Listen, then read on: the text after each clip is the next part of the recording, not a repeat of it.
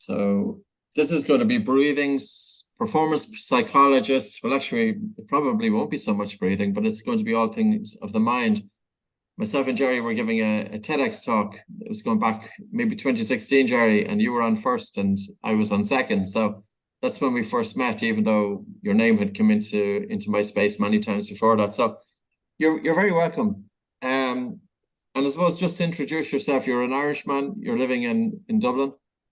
Yeah, I'm an Irishman, originally from Galway, now living in Dublin, and we spent half the year in Portugal. So half the year in Dublin, half the year in Portugal. And yeah, I work, initially I was a performance psychologist working with professional sports teams, Olympic athletes. And then when I looked at how the mind could be developed and how the brain could be developed, and then a critical point in my career was discovering that a lot of people get to the Olympic Games and they get sick. And by being in a number of Olympic villages and seeing how busy the hospital was, and the question I started to ask was, why are so many fit people getting sick? And for too long, people were kind of saying, well, it's just bad luck, it's just bad timing. Maybe they picked up some bacteria, people not washing their hands.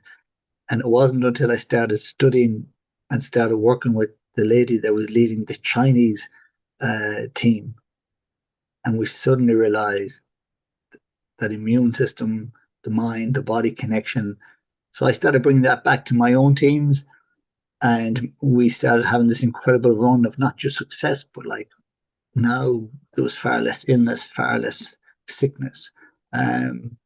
And then after years and years of understanding that and digging deeper into the microbiome, the gut-brain axis, the mind-body connection, and how your thoughts and emotions, can change your immune system, can change your hormonal system, I kind of said I have to take this message and bring it to the public, because it's so powerful, but unfortunately most of the public don't get it. So I've evolved from living in Galway to living in Dublin to living in Portugal, and I've evolved from being a sports psychologist to a person that's trying to bring this message of integrated health and well-being, where we look at the entire human being, where we look at the connection between the mind and the body, when we look at things where we can regulate our own immune system, our own nervous system.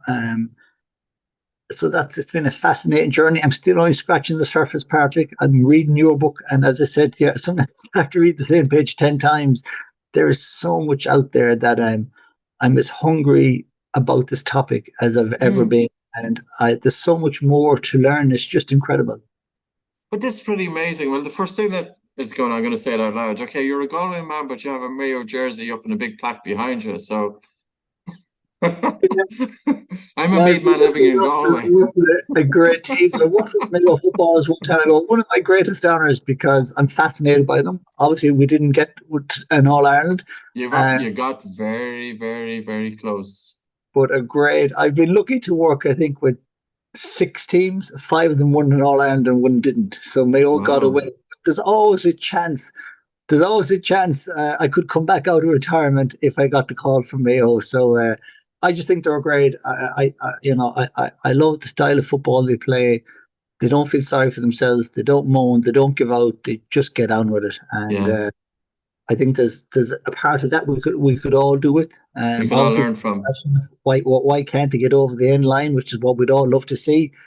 But there's something about their spirit that needs to be admired. So that's there, and I'm very proud to be involved with them. Totally, I would agree with you. The gut mind body connection. So some people will be slightly aware of it. Some people may more so than others. So in other words, if we're eating crap food, it's going to affect our ability to focus and concentrate. Yeah, absolutely. People might know or might not know that we have a thing called the gut-brain axis, and the gut-brain axis is bidirectional communication between the gut up here, between the brain up here and the gut. One time ago, we used to talk about the brain and the gut and the heart as if there were 3 independent centers. Then we started saying that the gut is the second brain and they work together. And now we've discovered that the heart has this incredible system of fine nerves all around it, this network of fine nerves that is actually a brain of itself. So we know to talk about the 3 brains, the brain here, the brain there, the brain here. I've never really subscribed to that. It's one brain. A third of your brain is up here, a third of it is in your gut and a third of it is in your heart. They all have neurons. They all are capable of making decisions. And in fact, 5 times more information goes from the gut to the brain than the brain down. So even though I'm saying up here is 30%, it's probably more. So when now we look at the role of the gut.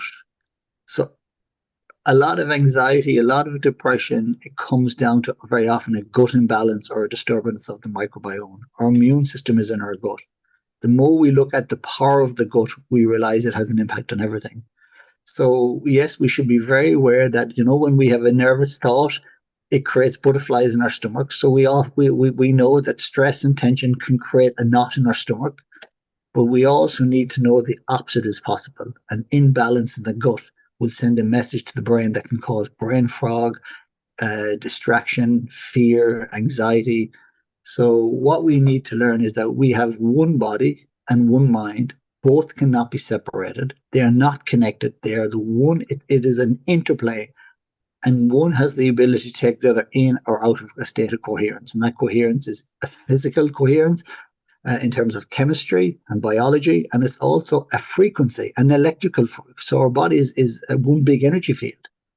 And when the frequency of the brain up here goes out of whack, the heart goes out of whack.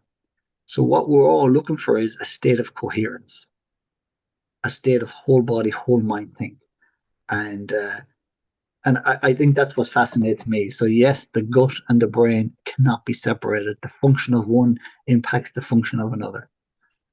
Yeah, it's amazing. And I doubt there's a whole lot of psychologists and psychotherapists and counselors that are actually considering the gut in terms of mental health.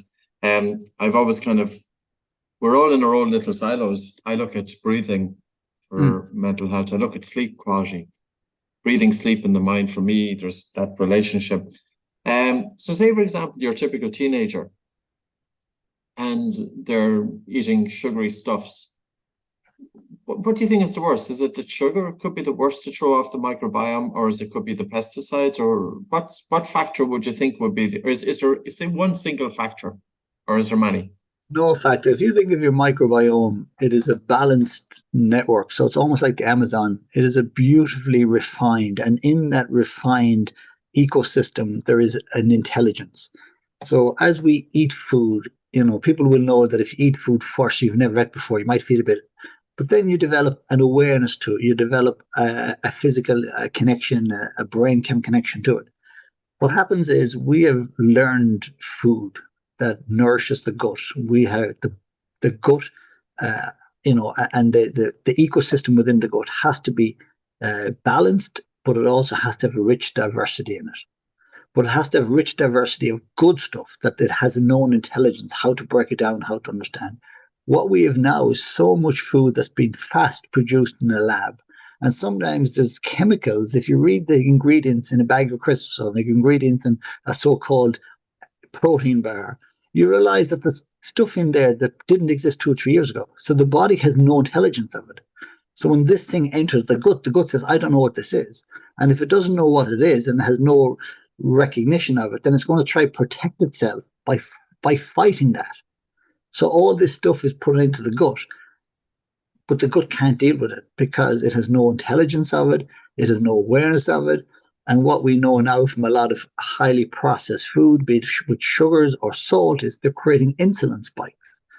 And insulin spikes create fluctuations in our energy, in our mental capacity, in our mood. When you destabilize the gut, you destabilize everything. And there is all the evidence in the world out there right now is saying that the 3 biggest killers in the world: lack of exercise, unresolved stress, and processed food. So food, for me, when you look at anything from depression to anxiety to IBS, you have to look at stress and food in the same thing. It is one of the same thing. The brain and the gut cannot be separated. So I would just look at how processed is my food, whether that's sugar or salt or all these ingredients. Different things. The stuff absolutely. That people are drinking in terms of.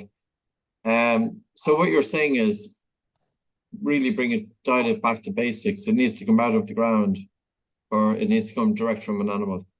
Yeah, there's a lot of expression. If you have to peel it, eat it. If it comes out of a packet, just beware of it.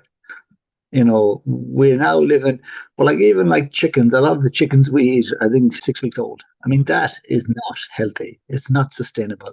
And the amount of life in the food you eat reflects the amount of life the food gives you. We live in a world now where food is being produced far too fast. And we're not eating in season. So we're eating strawberries in December. And there's a cost to all of this. There's a cost to this fast food. And I'm not just talking about fast food and coming out of a fast food chipper. Chickens, animals are being, I mean, I see it go home to the west of Ireland now and I see all these slatted houses and you pass them at 3 o'clock in the night time. They're all lit up and the cattle are eating because they're being force fed. The cattle are being tricked. The circadian rhythms of the cattle are being tricked. They think it's nighttime and they're being, you know, tricked into this constant state of hunger, which means the body's in a constant state of stress, which means their body's in a constant state of cortisol. Their blood systems, the meat, everything that we eat from then is immersed in all of these, plus how we treat the animals. We've no doubt now, like America, we're moving towards this huge amount of hormones, where a lot of the animals because size matters and bulk matters. And there's a huge amount of hormones in our meat. There's a huge amount of pesticides in our fruit. So we have this idea that we can grow the same food all year round and we can grow it faster and faster and faster and we can produce chicken and meat quicker. But there's a massive cost. And if you want to see what the cost is, just look at the hospitals and look at the numbers of diseases that are going up. So food can be your greatest medicine or your slowest poison. And food isn't meant to be just something that fills your stomach.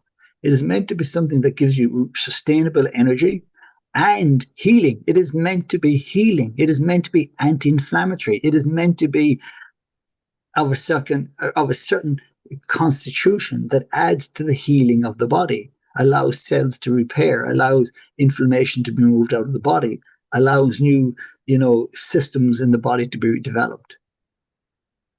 Yeah, But a it's lot amazing. today is counterintuitive. It's fast. It's pesticides. It's hormones, and we're wondering why when we eat it, either A, we feel flat. Well, if there's no life in the food, it's not going to give you.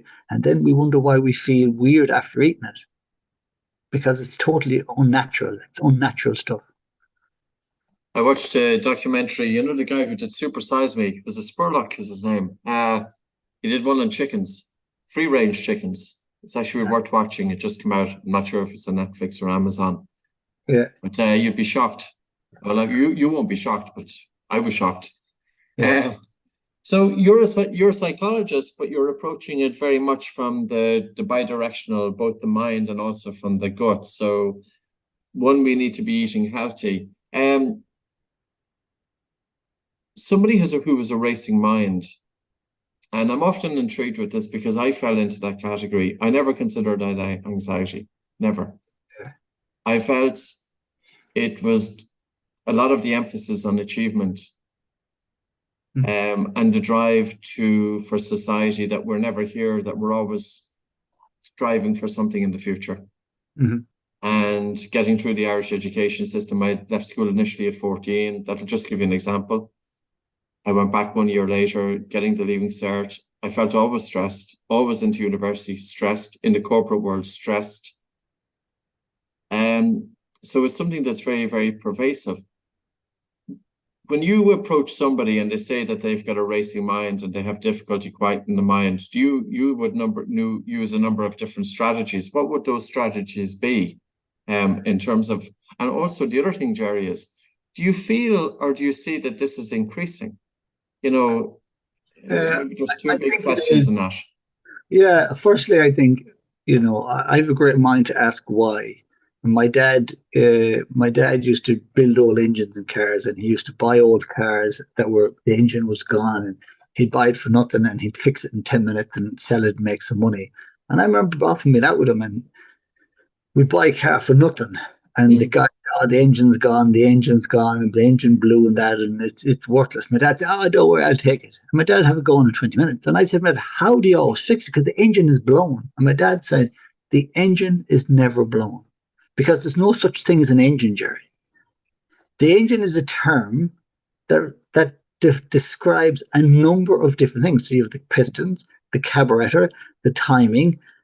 And he said, usually what happens is one of those pieces breaks. and it stops the whole thing from working. But if you can find the one piece that's broken and fix that one piece, it all starts working again. He said, I don't think I've ever seen every part of every engine to blow. And he made me really curious. So my mind is gone. Is it really? So what is the mind? Is the mind in the brain? Is the brain outside the mind? Is the mind in the nervous system? I feel anxious. But what is anxious? And where do you feel it? Do you feel it in your gut? Do you feel it in your heart? I feel anxiety in my heart. My heart is racing. So something has speeded up the heart. So the heart is working perfectly. If the heart speeds up, it means it's working perfectly. But the heart is responding to something.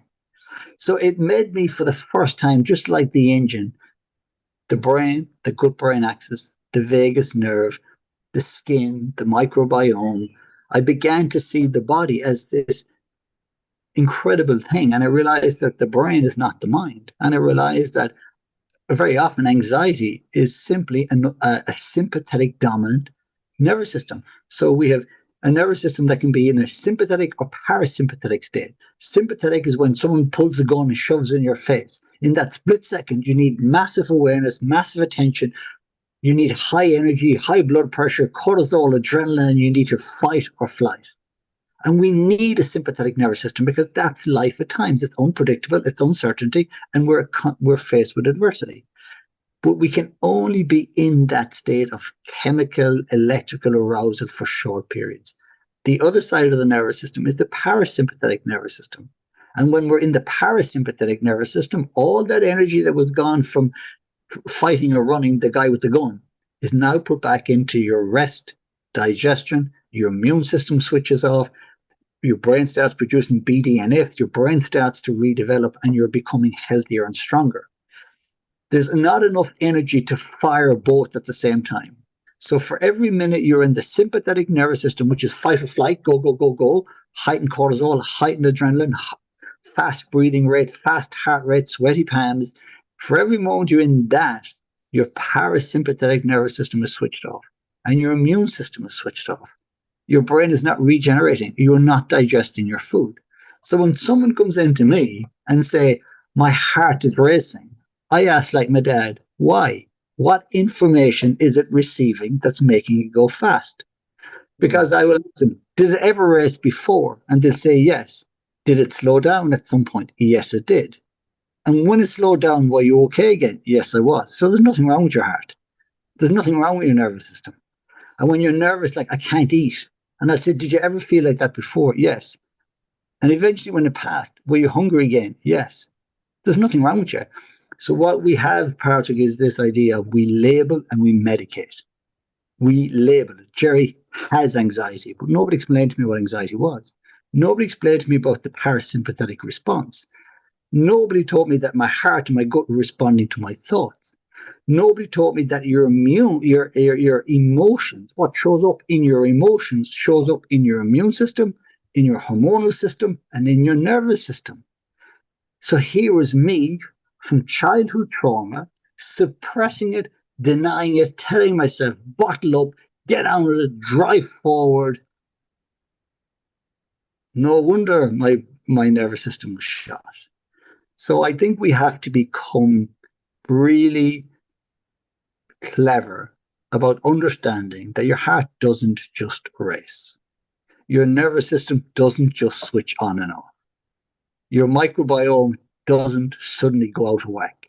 There is something that is moving the dials continuously in the brain, in the nervous system, in the immune system, in the hormonal system. And what we know now is nothing moves those dials more than your thoughts, more than your suppressed emotions. And we know now that our thoughts and emotions change our biology, they change our chemistry, they change our nervous system, they change our genes, epigenetics. You become your own genetic engineer. Now, when I was saying that 20 years ago, Patrick, I cannot tell you the criticism and the pushback and the kickback I got. But thankfully, the science is there now. You can't deny this anymore. You want to change your biology, you want to change your chemistry, you begin to change your mind. You got to change your breathing. You got to change your diet. You got to get into cold water immersion, connection with nature. You got to release trauma. And it has to be multidimensional. The answer for me has never been in one place. And I've done therapy, cold water immersion, meditation, yoga, exercise, and I still do them all. And sometimes one is more powerful than the other. But we need to know that emotions are in the body. So you can't, as a psychologist, we're trained how to talk trauma out, which is nonsense because trauma is not held in the thinking brain. Trauma is emotion, and most of our emotions show up in our body as anxiety, as a racing heart, as sweating, as IBS, as a psychosomatic illness. So we have to move trauma not just out of the brain, but out of the body. So that's why, as a psychologist, we use exercise, we use boxing, dancing, we use breath work, we use cold water immersion, chanting. It is a multidisciplinary approach where we realign, reconstruct, and redevelop our entire anatomy. Yeah, this is fascinating stuff. In terms of the cold water immersion, or say if somebody was doing breath holding, both are unpleasant. Yeah. How is it working then for the mind? In terms of, are you getting somebody to do something unpleasant to teach them to be able to cope with difficult situations? Is that part of it? Or how do you think? As you know, has a number of factors. So one, it can be great recovery, it can move lactic acid. We know now that the more we look at sea swimming and the incredible health benefits of that. But for me, what it is, Patrick, is let's say a cold shower is very simple. You hit the shower. Your natural reaction is get out of here, tighten up. And that is your parasympathetic nervous system. And people think at that moment, which I had no choice but to respond like that because the water was cold. But that is the gift. We have a choice in all of this. So as the cold water hits me, the first thing I try to do is take a few deep breaths. And now I change stories. Instead of saying, oh shit, this water, I don't like it, I'm saying this water is refreshing. This water is making me come alive. And the more I change my breath, and the more I change my stories, and then I might start to sing. And now my body is responding to the fact that I'm singing. So saying, well, this water mustn't be that threatening. His breathing is regulated. His nervous system seems to be okay. And he's actually thinking of his two young kids and releasing oxytocin. So this water is no longer a threat. So what you do is you create emotional resilience. Because very often when we're in a heightened state of fear, we become conditioned reflexes. So we encounter a stimulus, or we encounter adversity, and we instantly react. But with all the clients I work with, what we have to do is create this gap between stimulus and response. And that is a great line from Viktor Frankl. We can't control what happens to us in life. Sometimes we're hit with adversity. We're hit with a stimulus that is terrifying. We run into Crow Park and the noise is deafening. And either you're consumed by that and your biology, your chemistry, your immune system is responding to your environment, or it's responding to you. So what I try to do is put people into uncomfortable environments and get them to become comfortable through their breath, through their stories, through what they think about. They become comfortable. And that's amazing. After a couple of seconds, or sometimes in the shower, I just start to jog slowly in the shower and I start pretending I'm boxing and I'm standing there laughing at myself. And within 30 seconds of this terrible water that I couldn't bear, and I was like, I can't feel the water because I'm responding to something else. I'm responding to my mind. And my mind feels safe. It feels balanced. It has reframed the water. And I'm creating that gap between stimulus and response. The water is just water. The water is just water. It's not going to kill me. I'm not going to die. My response to the water is either where my suffering or my freedom begins. And it's reframing. So I can just kind of imagine it this way. Okay, there's something that's unpleasant and you're surrendering to it. And even though you're surrendering to this one thing that's unpleasant, by doing this, you're also training the brain that if there's other adverse situations that happen that day, you're more resilient. So it's not just that you're reframing it according to the cold shower, but you're training yourself to be able to adapt to if something happens that day, that you're better able to cope. It's resistance. And in my new book, I talk a lot about emotional freedom. And there's no doubt that life creates pain. We've all had pain. Patrick, you've had pain in your life. I've had pain in my people lose their jobs. We both run our own business, Patrick. You tell me that's easy all the time. It can be terrifying. Yeah. So emotions come and go. Adversity comes. And unfortunately, people lose loved ones. Their children get sick. I am the first person to say that life can be painful. Mm-hmm. But there is a difference in pain and suffering. Pain is the cold water.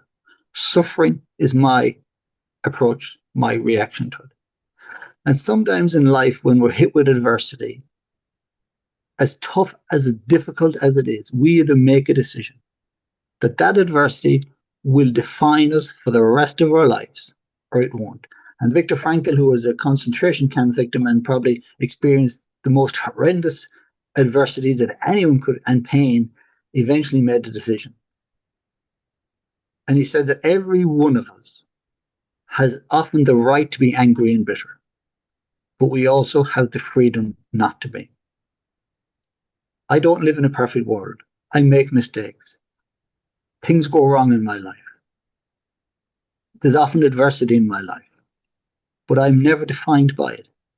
And it's like a team in Croke Park, 10 minutes to go, they're 6 points down. If you focus on the scoreboard, if you focus on the time, if you focus on your opposition, if you focus on the last time you were there, then that's what's going to happen.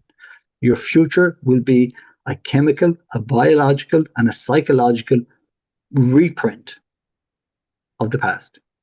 Now you're suffering.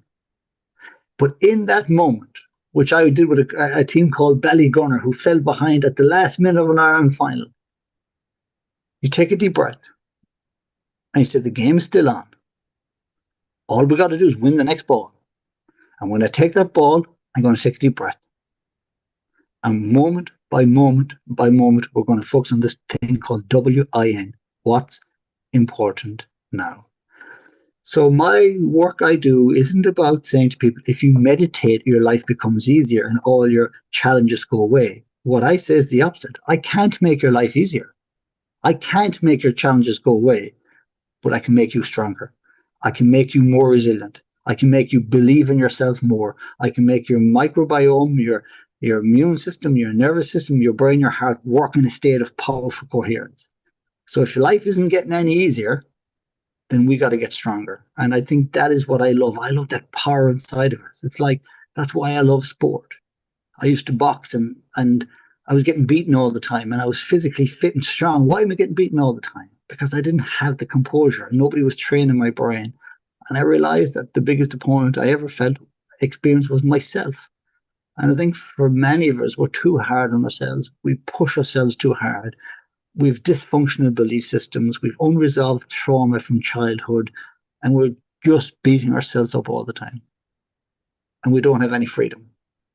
We're constantly trying to please. We're trying to be what other people want us to be. We're trying to be successful in the world's eye. We're trying to be better than my dad.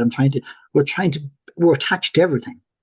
And the moment your happiness or your freedom is attached to something other than you, then you're owned by that person. You're owned by that thing. You have no freedom. But when you face an adverse situation and your first reaction is to breathe and to go inside and ask, in this moment, who am I? What are my values? What do I stand for? Can I bring myself into a state of regulation? I think that's a really powerful way to live your life. So I've never once said to people, oh, meditate and do this work and your life gets easier. In fact, life doesn't get easier. And I don't sit around waiting for life to get easier. I make myself stronger, calmer, more resilient, with more freedom. And suddenly when you start to work on yourself and you start to become a better person and you care less about the outcome, suddenly the business starts to take off and the book starts to sell. And it's like, God, this is weird. It's like the more freer I become, the more I achieve. Well, isn't that like a golfer? If a golfer walks out in a tee and is absolutely terrified of missing the shot, he's going to miss the shot. So sometimes what I always say is the right person with the right process never has to worry about the outcome. If you're too caught up in the outcome in life, if you're too caught up in what other people think, if you're too caught up in your past, if you're too caught up in your traumas, you'll be defined by them all your life. And you'll never really get to witness who you could have been. Yeah, the process is so what you're saying is if your attention is totally focused on something else, you're not going to have the attention on the task at hand. It's like the guy that's playing the round of golf. He makes a mess of the first hole, but he carries that psychology with him to the second, third, fourth, and makes a mess of every hole thereafter. So by focusing on the process, as he's walking from the first hole to the second hole, is to be able to put that thinking mind aside, to bring his attention onto the breath.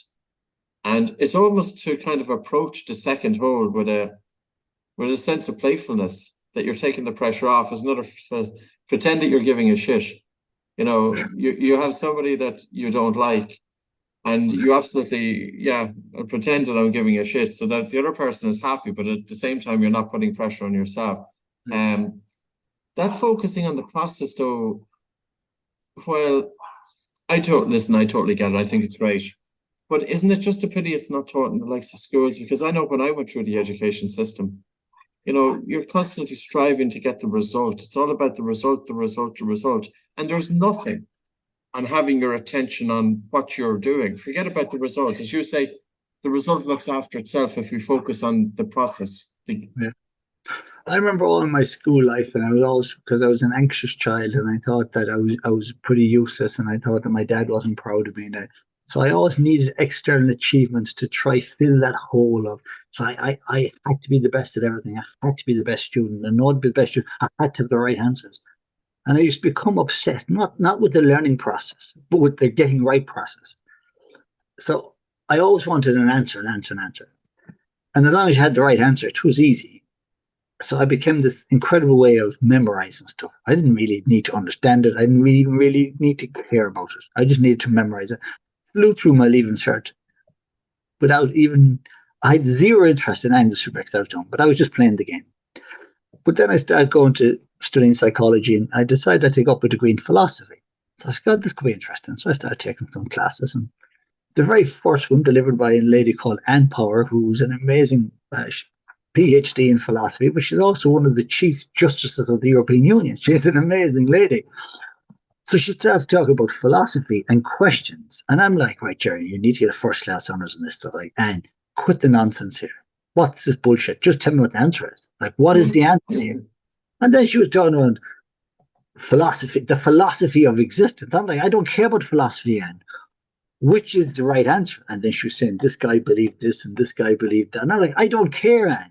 Just tell me who I need to remember so I can write it down. And she kind of knew I was getting agitated.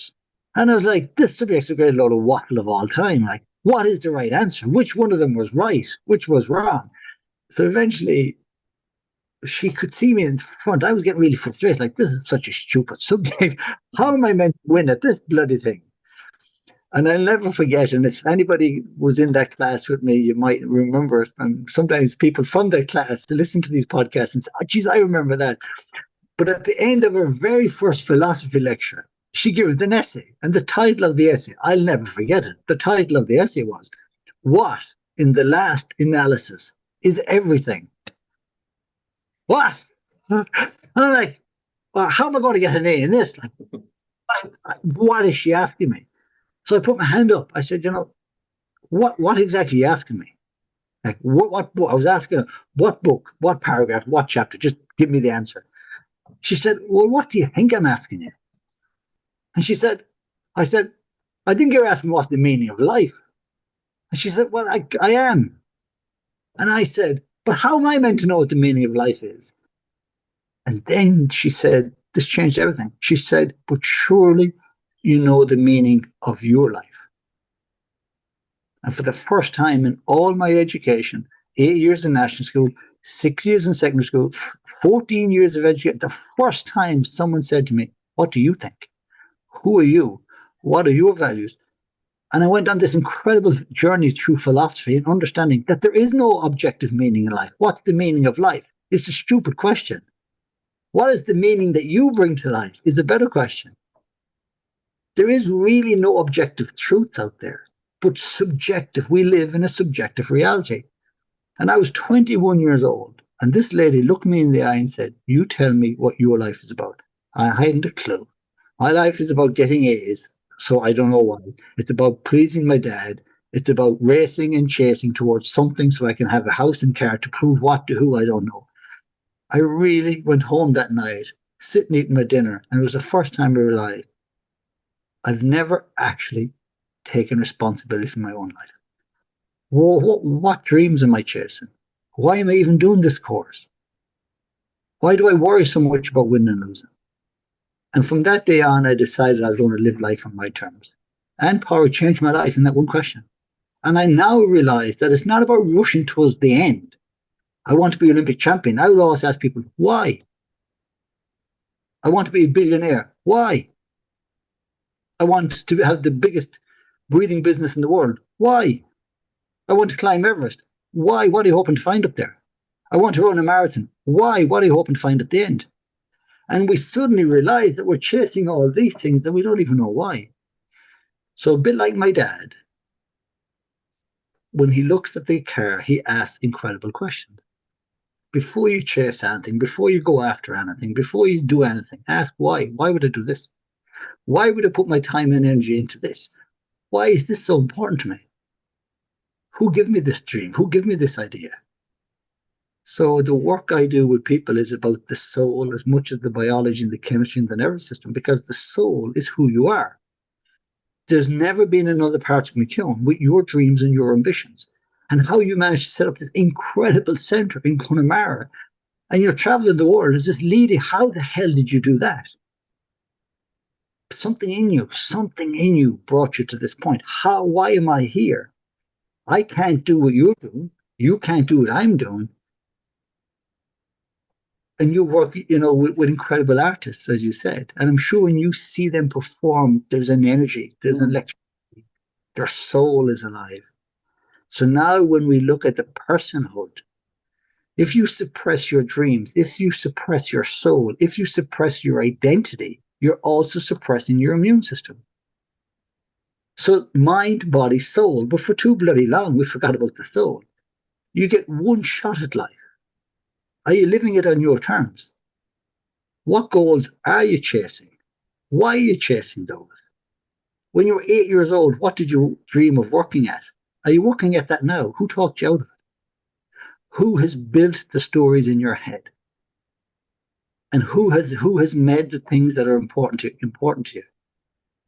So with every person I work with, someone presents with anxiety, I don't treat the anxiety. I treat the person that is anxious. And that person, no two of my clients are the same. So what methods do you use, Gerry, to treat anxiety? It depends on the person. Because the cause and the expression is totally different. The terminology is the same.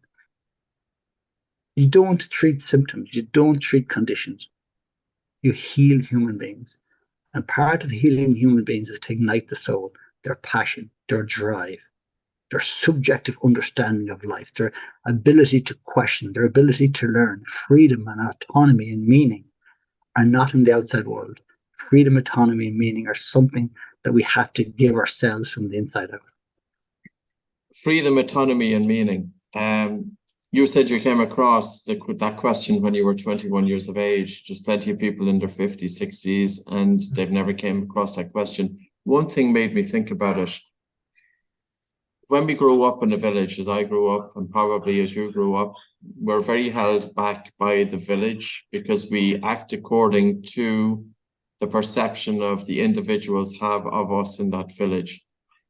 Where would you start with this? Do you break free from your environment that you're in? Do you, to get that autonomy?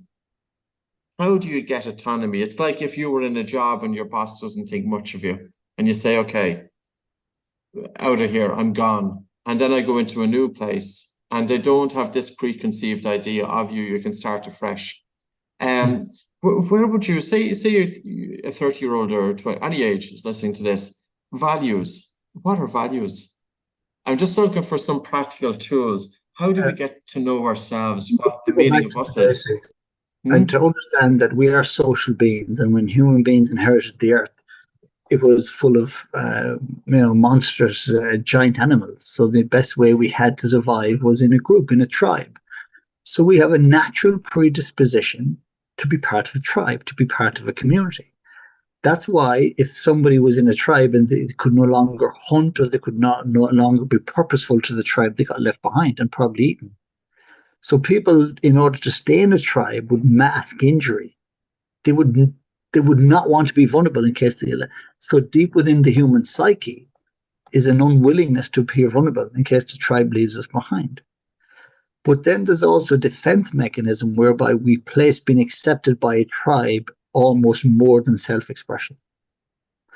And our initial tribe is our family. And whether we like it or not, untangling the dynamics of a family are the greatest work we'll ever do. Because between the ages of 0 and 8, our brain works on theta brainwaves. Theta brainwave, we can measure it, a very specific brainwave, and it's literally downloading. So we learn extremely fast. It's like meditation. Problem with theta brainwave is there's no thinking brain engaged. So you're not filtering, you're not analyzing, you're literally believing everything. So many of our unconscious programs are in place by the time we're 8 years old. Then we have this huge need for attachment, and the attachment is to feel loved. And our attachment in the brain has certain centers in the brain totally dedicated to attachment. So we will manipulate people and environments in order to feel attachment. And we will be who people want us to be. We will say what they want us to say. We will regulate our own self so that it gets accepted. And being accepted, social acceptance becomes more important than expression. And then finally, when we live in a house whereby there might have been tension or stress, a child between the ages of 0 and 8 does not have the ability to regulate their own emotions. And I hear so many sleep coaches nowadays that you put the child in the cot, you let them cry, and eventually they learn to regulate their emotions. That is horse manure. A child does not know how to regulate their emotions. So what they do is they get suppressed, or they get fatigued, or they get to a point where they realize, I'm not being heard, I'm not being seen, I give up. And the child lies in the cot quietly because they have lost their voice. Emotional regulation is when we live in an environment in which emotions can be regulated healthily by our family or our parents, and we learn that because we don't have that capability. So we're looking for attachment, but we're also looking for emotional regulation. Now, if we live in a house where, let's say, your mom or your dad didn't possess that, and they were coming angry or drunk or shouting, then they couldn't teach us emotional regulation. And not only could we not learn it, but our dysregulation was heightened because we were walking on eggshells, terrified what mood my dad's going to come in. Is he going to fire something at me?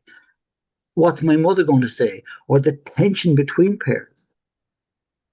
So much of a child's anxiety has nothing to do with the child. It has to do with the environment in which the house. It has to do with the relationship between parents. So people say to me at times, will you work with my child? They're very anxious. And I'll say, perfect, yeah. But the first plan is I'll work with you for 6 to 8 weeks. And then I'll work with you and your husband for 6 weeks. Because I want to figure out what's going on here. Because the child's nervous system is responding to something. And it's either responding to something in themselves or responding to something. So think of a seed. If you plant a seed and the seed doesn't grow, very few people dig up the seed and start looking in the seed. We examine the soil, the environment. So we have to go back and ask, at what point did my need for attachment mean that I suppressed my own personality? At what point did someone tell me, don't shout like that, don't cry like that, don't speak like that in this house? And every time we expressed our true self, it was knocked down. Why can't you be more like your brother? Why can't you? Why are you doing that nonsense? Focus on your homework instead. Why do you want to be playing football? Do your homework. That's not important. Every time we expressed ourselves, we were knocked down and told to conform. So we grow up then with this belief that there is something wrong with our truest expression, that there is something wrong with who I am. And the greatest way that I can get accepted by society is to show less of who I really am and to show more of what gets accepted. And that is the suppression of the personhood. Our soul is being suppressed. And we work in a corporate organization that we hate, doing a job that we never dreamed about, to pay for a house that we couldn't care less about, to keep people happy that we don't even know what we're doing. So it's untangling all of those parts. But the first step is go back to when you're 8 years old. What was happening in your house? What was the emotional regulation levels like in your house? What was your relationship with your mom or your dad? Particularly if you're a male, what was your relationship with your dad? Did you feel enough? Did you feel loved? Did you feel he was proud of you? And a lot of our sense of being lost and a sense of something is missing and a sense of anxiety of children goes back to those basic attachment needs not never been filled between the ages of 0 and 8. Does that make sense? Oh, totally, yeah. Totally. Yeah, it's Jesus, it's really deep stuff, but I think it's great, and I think a lot of people are going to resonate with it, because you've been able to simplify it as well, which is so good. I'm just conscious of time, Gerry. Your new book is coming out. It's called The Freedom Within, and that's coming out in November 2023. And you've also a previous book called Awaken the Power Within. You seem to like the word within. So people will get that. I know they're available on Amazon. And how else can people find a little bit about your work? Like to be honest with you, I've interviewed a number of people in psychotherapy before, quite a few. And I'm not going to say this is the better one, but I think there's stuff that's in here that has been really, really intriguing. And I think people are going to get a lot out of it. So well done. That was a great conversation. For Thank people you. to hear a bit more about you and your work. I'm Gerry Hussey. So my Instagram, I think, is Gerry_Hussey, or the soul coach, they call me, because I'm fascinated by the soul and identity and why we are who we are. My wife is a pharmacist who spent 10 years training as a pharmacist and then 10 years in community pharmacist, and had to walk away because she said, we're treating the wrong thing. We're not addressing lifestyle. We're not addressing suppressed anger. We're not suppressing. And she has become an incredible mind in everything we spoke about. So the two of us have a company called Soul Space, and it is looking at everything we've talked about. So soulspace.ie is our website, and we have an Instagram page called Soul Space as well. And we run events, we run one-day events, we run retreats, we run and this is my life mission. And this is my life mission as a child who grew up highly anxious. 2 suicide attempts by the time I was 14. Went from doctor to doctor to doctor. Nobody could tell me what was wrong. And eventually one pediatrician said to my mother, if you want my honest opinion, he's making this up so he doesn't have to go to school. Yes. The moment in my life that 14, I knew my mission. I knew my why. I knew what I was here to do. Because for me, there's so many children and people out there who are desperately looking for an answer. And unfortunately, very often the answer is in medicine. There is a role to medicine, and some medicine is life-giving and life-changing, and I've always supported and promoted that. But sometimes the medical is not enough, because if the root cause is psychological or emotional, or it's a gut imbalance, or it's a nervous system imbalance, it's a breathing imbalance, you can't chemically make yourself healthy. So I'm not saying chemicals don't work. I'm not saying medicine doesn't work. I'm saying, but it has to be multidisciplinary. And it has to look at trauma. It has to look at suppression of the identity. It has to look at unresolved emotions. It has to look at how we're moving emotion physically out of the body. It has to look at the blood and the genetics and how our mind, our body, emotions changes all of those. So all I'm trying to do is share this message with the world. I don't believe in binary thinking. I don't believe that the answer is all here or all there. I don't think it's all in Western medicine. I don't think it's all in West. What I believe is an integrated conversation where everybody respects each other, where medical doctors are working with psychologists, nutritionists, breathing experts, And we all have this one agenda. How do we create a holistic approach to human health and wellness that stops this ever-increasing sickness in the world? How do we give people a real chance of health and happiness?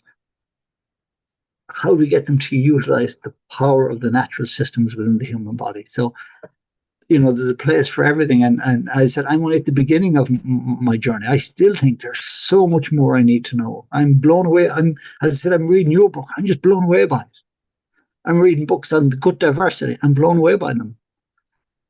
I'm listening to quantum physics, try to explain the resonance of the human being and the resonance of the cells in the body and the electrical frequency that's moving around the body and what happens when that gets suppressed. And I don't think the answer is in any one of these things. But the more we, at least, you mentioned a lovely word about curiosity and playfulness. Be curious about who you are. Be curious about why your heart is racing. Be curious about why there's a knot in your stomach. Be curious about the environment in which you grew up. Be curious about the words you use, the stories you tell yourself. Knowing that the only person that can perpetuate a thought or an emotion in you is you. So be curious, be open, don't be dismissive, and release all agendas other than the agenda of increasing health and happiness. Wow. Gerry, it's a pleasure. And thanks so much with that. And I would really encourage people, you got a great insight there, is to check out Gerry's books, especially those of you who are international. A lot of our people are overseas, Gerry, but certainly your books. And do you have any online courses, by the way, that are... We have a number on the website you can look at. We're about to create some new ones as well. So, right. Yeah, they're all there on soulspace.ie, we'll see. So, and a bit like yourself, Patrick, this is the overnight success. I'm 20, 25 years at this. So we're trying to upscale the business to meet the demand now, where for a long time ago, people didn't want to hear this and they didn't. So, we've so much stuff coming online over the next year or two. But listen, thanks for having me on. It's always a pleasure. I'm totally blown away by your work and the success that you have as a West of Ireland man. I think it's incredible. I think your book is incredible. And I said to you before we even came on air, I would love to do more work on this with all my clients, because I think we've a lot of the stuff fairly right.